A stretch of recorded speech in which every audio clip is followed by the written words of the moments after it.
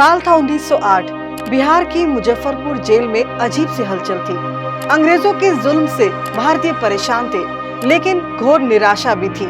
कारण था सबका प्यारा और लाडला एक नौजवान जिसकी उम्र मात्र 18 साल 8 महीने और 8 दिन थी, फांसी चढ़ने वाला था। रोष में लोगों ने ब्रिटिश सरकार के खिलाफ जुलूस निकाले और उसके नाम की धोती पहनी। ऐसा शायद स्वतंत्रता संग्राम में पहली बार हुआ होगा कि सबने वीर क्रांतिकारी को बलिवेदी पर चढ़ने का विरोध जताने के लिए ये कदम उठाया हो। तारीख थी 11 अगस्त। शोक की लहर थी। कई दिनों तक स्कूल कॉलेज सभी बंद रहे, क्योंकि शहीद हो चुका था देश का वीर सपूत खुदीराम बोस। एक बार विदाई दे मां घुरे आशी हाशी हाशी और बफाशी देखबे भारतवासी। नमस्ते जी, मैं हूं हरप्रीत कौर। सोचकर देखिए क्या गुजरती होगी एक 9वीं में पढ़ते छात्र पर, जब वो अपने सामने अपनों को गुलामी की बेड़ियों में देखता होगा। हर तरफ अंग्रेजी साम्राज्यवाद के खिलाफ नारे लग रहे थे। आजादी की जंग में उसके परिवार पर पड़ता हर वार उसे पीड़ा दे रहा था। नतीजा, पढ़ाई छोड़ खुदीराम रेवोल्यूशनरी पार्टी के सदस्य बन गए और वंदे मातरम पैम्फलेट वितरित करने में महत्वपूर्ण भूमिका निभाने लगे। जल से जुलूसों में शामिल होना अब खुदीराम का कर्म बन गया था। साल था 1889, महीना दिसंबर, तारीख 3। बंगाल के मेदिनीपुर के बहुवैनी गांव में खुदीराम बोस ने जन्म लिया। बचपन में होश संभाला ही था कि माता पिता का निधन हो गया। बड़ी बहन ने उनका लालन पालन किया था। खुदीराम के नाम की भी एक कहानी है। कहते हैं जन्म से पहले उनके 2 भाइयों की बीमारी के कारण मृत्यु हो गई थी, तो उनके माता पिता खुदीराम के जन्म के बाद काफी डरे हुए थे। उन्होंने अपने तीसरे बेटे को बचाने के लिए एक टोटका किया। इसमें उनकी बड़ी बहन ने चावल देकर खुदीराम को खरीद लिया। दरअसल बंगाल में चावल को खुदी कहा जाता है, तो चावल के बदले खरीदे जाने के कारण उस दिन से उनका नाम खुदीराम पड़ गया। साल था 1905। भारत बंगाल विभाजन का संताप झेल रहा था। सत्येंद्र बोस के नेतृत्व में खुदीराम बोस ने अपना क्रांतिकारी जीवन शुरू कर दिया और देश को आजादी दिलाने के लिए आंदोलन में कूद पड़े।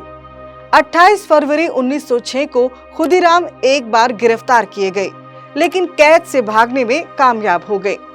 उन्हें 2 महीने बाद फिर पकड़ लिया गया और इसके बाद उन्हें 16 मई 1906 को चेतावनी देकर जेल से रिहा कर दिया गया। 6 दिसंबर 1907 को बंगाल के नारायणगढ़ रेलवे स्टेशन पर ऐसी घटना होती है जिससे खुदीराम का जीवन ही बदल गया। यहाँ होती है एक बम विस्फोट की घटना। बोस भी इसमें शामिल थे। फिर रेवोल्यूशनरी पार्टी ने उस समय के एक क्रूर अंग्रेज अधिकारी किंग्सफोर्ड को मारने की जिम्मेदारी अब खुदीराम को दे दी और इसमें उन्हें प्रफुल्ल चंद चाकी का साथ मिला। खबर थी कि किंग्सफोर्ड प्रतिदिन शाम को लाल रंग की बग्घी में क्लब जाता है। दोनों ने इस समय ही उसके वध का निश्चय किया। 30 अप्रैल 1906 को दोनों क्लब के पास की झाड़ियों में छिप गए। शराब और नाच गान समाप्त हुआ, लोग वापस जाने लगे। अचानक एक लाल बग्घी क्लब से निकली। खुदीराम और प्रफुल्ल की आंखें चमक उठी। वे पीछे से बग्घी पर चढ़ गए और पर्दा हटाकर बम दाग दिया। इसके बाद दोनों फरार हो गए। परंतु दुर्भाग्य की बात है कि किंग्सफोर्ड उस दिन क्लब आया ही नहीं था। उसके जैसे ही लाल बग्घी में 2 अंग्रेज महिलाएं वापस घर जा रही थी। क्रांतिकारियों के हमले से वे यमलोक पहुंच गई। पुलिस ने चारों ओर जाल बिछा दिया। बग्घी के चालक ने 2 युवकों की बात पुलिस को बताई। खुदीराम और प्रफुल्ल चाकी सारी रात भागते ही रहे। भूख प्यास के मारे दोनों का बुरा हाल था। वे किसी भी तरह सुरक्षित कोलकाता पहुंचना चाहते थे। प्रफुल्ल लगातार 24 घंटे भागकर समस्तीपुर पहुंचे और कोलकाता की रेल में बैठ गए। उस डिब्बे में एक पुलिस अधिकारी भी था। प्रफुल्ल की अस्त व्यस्त स्थिति देखकर उसे संदेह हो गया। मोकामा पुलिस स्टेशन पर उसने प्रफुल्ल को पकड़ना चाहा, पर उसके हाथ आने से पहले ही प्रफुल्ल ने पिस्तौल से स्वयं पर ही गोली चला दी और बलि पथ पर बढ़ गए। पुलिस से घिरा देख खुदीराम बोस के साथी प्रफुल्ल कुमार चाकी ने तो खुद को गोली मारकर अपनी शहादत दे दी। इधर खुदीराम थक कर एक दुकान पर कुछ खाने के लिए बैठ गए। वहाँ लोग रात वाली घटना की चर्चा कर रहे थे कि वहाँ 2 महिलाएं मारी गई। यह सुनकर खुदीराम के मुंह से निकला, तो क्या किंग्सफोर्ड बच गया? यह सुनकर लोगों को संदेह हो गया और उन्होंने उसे पकड़कर पुलिस को सौंप दिया। पकड़े जाने पर मुजफ्फरपुर की अदालतों में कई मुकदमे और सुनवाई चली। जज कॉन्डोफ की अदालत में सजा सुनाने से पहले जब खुदीराम से सवाल किया गया कि क्या तुम फांसी की सजा का मतलब जानते हो, इस पर उन्होंने कहा कि इस सजा और मुझे बचाने के लिए मेरे वकील साहब की दलील दोनों का मतलब अच्छी तरह से जानता हूँ। मेरे वकील साहब ने कहा कि मैं अभी कम उम्र में हूँ, इस उम्र में बम नहीं बना सकता हूँ। जज साहब, मेरी आपसे गुजारिश है कि आप खुद मेरे साथ चलें, मैं आपको भी बम बनाना सिखा दूंगा। अदालत ने खुदीराम बोस को फांसी की सजा सुनाने के साथ ऊपर की अदालत में अपील का वक्त भी दिया। हालांकि ऊपरी अदालतों ने मुजफ्फरपुर की अदालत के फैसले पर ही मोहर लगाई और मजिस्ट्रेट ने खुदीराम बोस को दोषी ठहराते हुए फांसी पर लटकाने का आदेश सुना दिया। कहा जाता है कि 20वीं शताब्दी के शुरू में खुदीराम उस क्रांतिकारी समूह से जुड़ गए थे जो अंग्रेजों को भारत से बाहर निकालने के लिए हिंसक तरीकों का सहारा लिया करते थे।